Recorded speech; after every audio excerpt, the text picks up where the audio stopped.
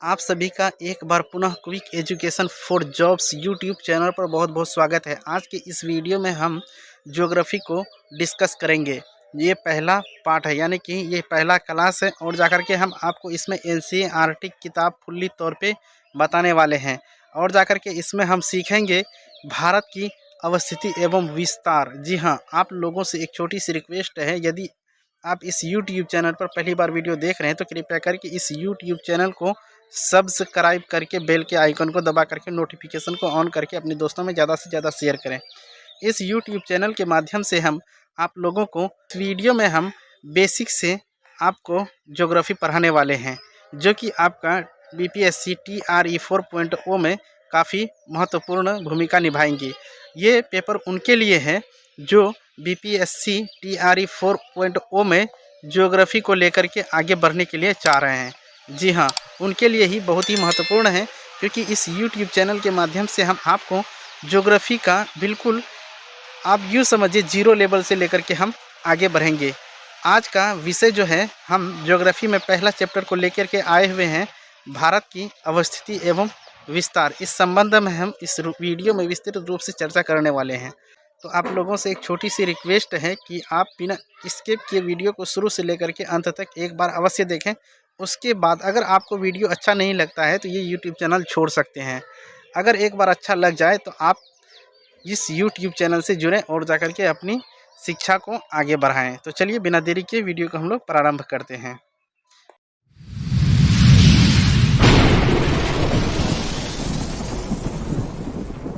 तो चलिए इसमें देखते हैं।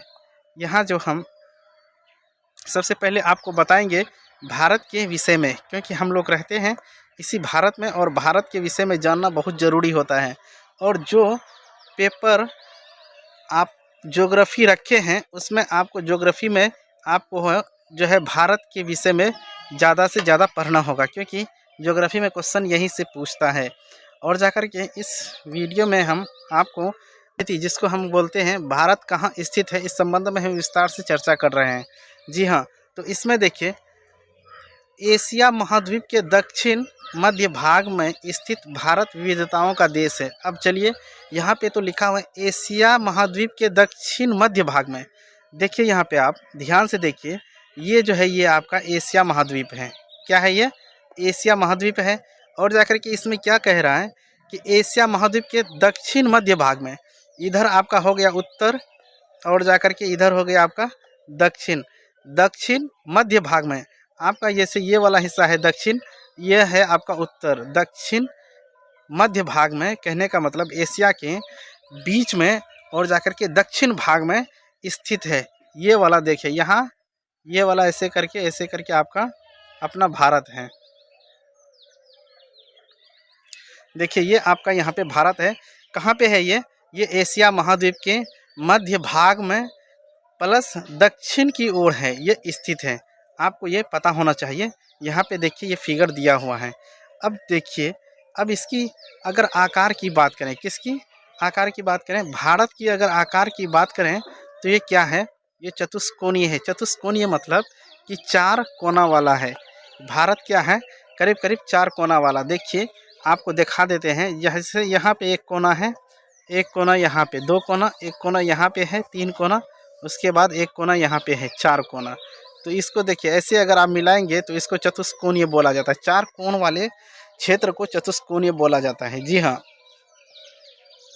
तो चलिए इसमें हम लोग आगे और भी विस्तार से चर्चा करेंगे। तो इसमें अभी तक देखें, भारत एशिया महाद्वीप के कहाँ स्थित है? मध्य भाग में स्थित है भारत एशिया में। और जाकर के भारत की आकार की अगर बात करें तो ये क्या है? चार भुजाओं वाला है, यानी कि चतुष्कोणीय है। ठीक इसी तरह से हम लोग आगे बढ़ते हैं। आगे इसमें बहुत ही महत्वपूर्ण बातें हैं। तो इसमें देखिए क्या है,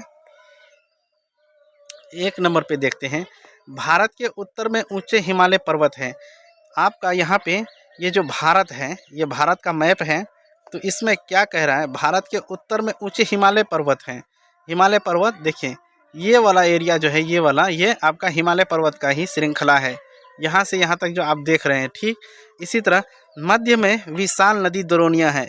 जैसे भारत की ये बीच वाला जो हिस्सा है, ये वाला हिस्सा, ये वाला क्षेत्र, इसमें देखिए नदी वाला द्रोणियाँ नदी इसमें काफ़ी ज़्यादा मात्रा में फैला हुआ है। तो अब देखिए नदी का यहाँ पे पहचान हम लोग कैसे करेंगे। ये नीला लकीर जो खींचा हुआ है, इधर देखिए, ये सब इस तरह से खींचा हुआ जो है, इसी को बोलते हैं नदी।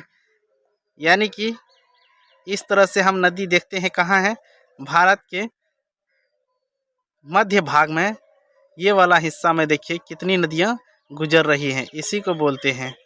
तो उत्तर में क्या देखें, भारत में हिमालय पर्वत है। मध्य में हम यानी कि बीच वाला हिस्सा में हम लोग क्या देखे हैं, नदी द्रोणियाँ हैं।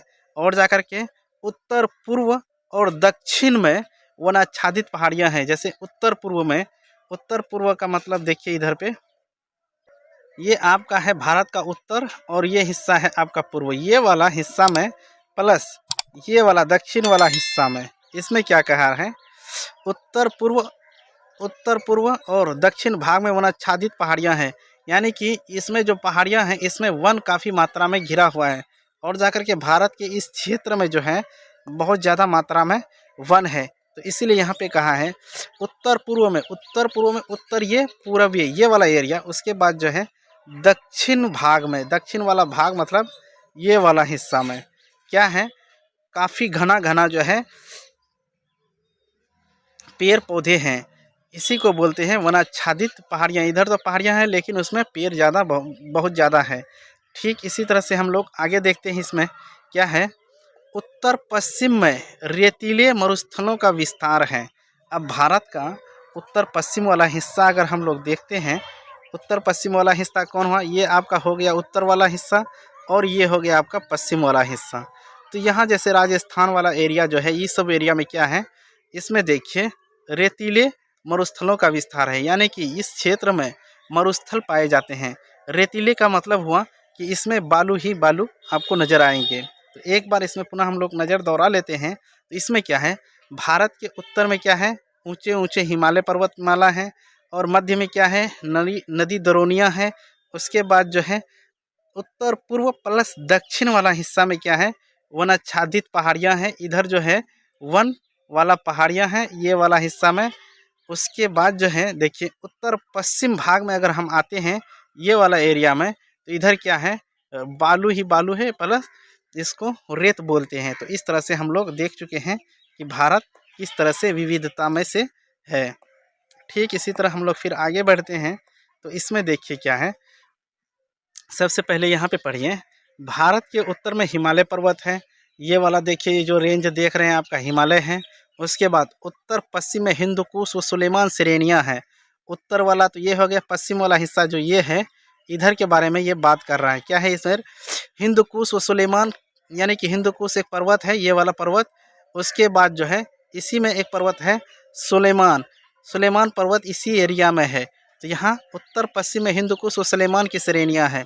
सुलेमान पहाड़ी और जाकर के हिंदू कुश की पहाड़ी इस एरिया में, भारत के उत्तर वाला एरिया प्लस पश्चिम वाला, यानी कि इसी कोना का ये बात कर रहा है। आप लोग देखिए, क्योंकि फिगर से ही अगर अच्छी समझ रखते हैं तो आपको आगे दिक्कत नहीं होगा। अब देखिए इसमें उत्तर पूर्व में पूर्वांचल की पहाड़ियाँ हैं। जी हाँ, उत्तर और पूरब में, उत्तर वाला हिस्सा ये है और जाकर के पूरब वाला हिस्सा ये है। इधर क्या है, पूर्वांचल की पहाड़ियाँ हैं। इधर एक पहाड़ी है जिसका नाम है पूर्वांचल पहाड़ी। ठीक इसी तरह से अब हम लोग चलते हैं, दक्षिण में विशाल हिंद महासागर है। भारत के अगर दक्षिण में देखा जाए ये वाला क्षेत्र में, इसमें क्या है, हिंद महासागर ये है, ये जो है आपका हिंद महासागर का क्षेत्र है। इधर समुद्र है।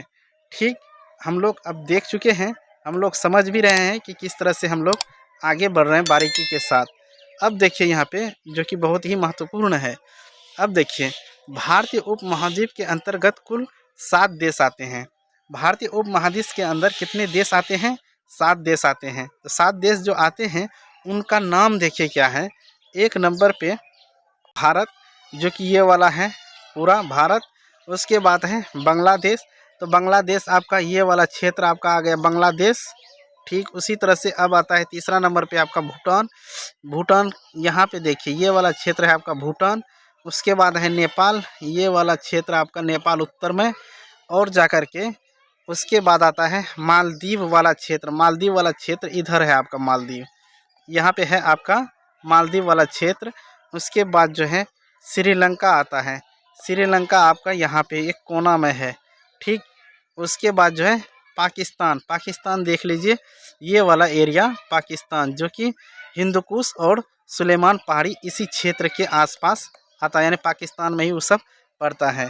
तो चलिए हम लोग देख चुके हैं भारतीय उप महाद्वीप में कितने देश आते हैं, तो 7 देश आते हैं।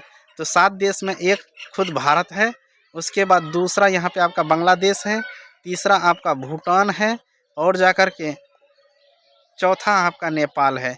यानी कि कुल मिलाकर अगर देखा जाए तो बांग्लादेश, भूटान और नेपाल ये 3 देश आपका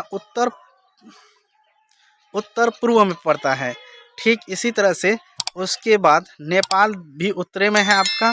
उसके बाद मालदीव जो है इधर है हिंद महासागर के एरिया में। उसके बाद श्रीलंका भी इधर ही नीचे ही है दक्षिण भाग में भारत के। उसके बाद पाकिस्तान कहाँ है, भारत के उत्तर पश्चिम भाग में। इस तरह से हम लोग देख रहे हैं कि कितनी महत्वपूर्ण है। भारत की स्थिति के बारे में भी हम लोग चर्चा करते हैं। क्षेत्रफल की दृष्टि से भारत से बड़े देशों को इस प्रकार हम समझ सकते हैं। अब देखिए विश्व में जो है क्षेत्रफल की दृष्टि से भारत की क्या स्थान है और जाकर के भारत से बड़े कितने देश हैं, उन सब का नाम याद रखने में हमको बहुत ही झंझट का सामना करना पड़ सकता है। लेकिन यहाँ पे हम आपको एक शॉर्टकट ट्रिक दे देंगे, इसके माध्यम से आप आराम के साथ भारत से बड़े जितने भी देश हैं उन सब का नाम आप रट सकते हैं, याद रख सकते हैं। देखिए तो उसके लिए शॉर्ट तरीका क्या है, रुक चीन अब आया भारत, ये आपको अगर याद रहेगा तो आप बिल्कुल बना लेंगे। तो अब देखिए यहाँ पे क्या है, रुक चीन अब आया भारत, रुक चीन अब आया भारत, ये ट्रिक है। रुक का इसमें 2 अक्षर है, तो रुक है रू से, एक हो गया आपका रूस, दूसरा हो गया आपका कनाडा। यानी कि सबसे बड़ा देश है रूस, उसके बाद है कनाडा, उसके बाद है चीन। क्या है, रुक चीन, चीन से पूरा चीन देश आ जाता है। उसके बाद अब से देखिए, अ से अमेरिका, ब से ब्राज़ील। अब देखिए रुक चीन अब आया, आया को मिला करके लिखे हैं ऑस्ट्रेलिया, ठीक। इसी तरह से भारत, भारत खुद यहाँ पे है। तो अब देखिए कि रुक चीन अब भारत आया का पूरा अर्थ आप लोग समझ गए हैं।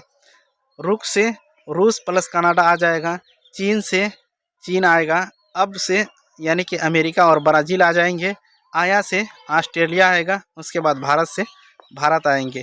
तो इस तरह से हम लोग देखें कि भारत से क्षेत्रफल की दृष्टि से बड़ा सबसे कौन सा देश है। देखिए यहाँ पे रूस है, उसके बाद कौन है, कनाडा है, उस कनाडा है, उसके बाद कौन है, चीन है, उसके बाद कौन है, देख लीजिए अमेरिका है, उसके बाद कौन है, ब्राज़ील है, ठीक। उसके बाद जो है ऑस्ट्रेलिया है, उसके बाद जो है आपका इंडिया है।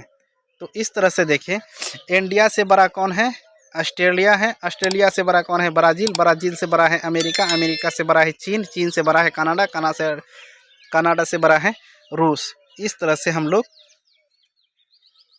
बहुत ही बारीकी के साथ देखें कि क्षेत्रफल की दृष्टि से अगर बात करा जाए तो भारत का जो स्थान है विश्व में कितना है, 7वां स्थान है। क्या है, 7वां स्थान है भारत का विश्व में क्षेत्रफल की दृष्टि से। आज का वीडियो हम यहीं पर समाप्त करते हैं, मिलते हैं अगला वीडियो में भारत का अक्षांश और देशांतर विस्तार को लेकर के, जो कि हम एक बहुत ही अनोखे अंदाज में आप लोगों के सामने रखेंगे, जो कि आप लोगों को समझने में बिल्कुल आसानी होगी। तो आज का वीडियो हम यहीं पर समाप्त करते हैं, मिलते हैं अगला वीडियो में, तब तक के लिए जय हिंद।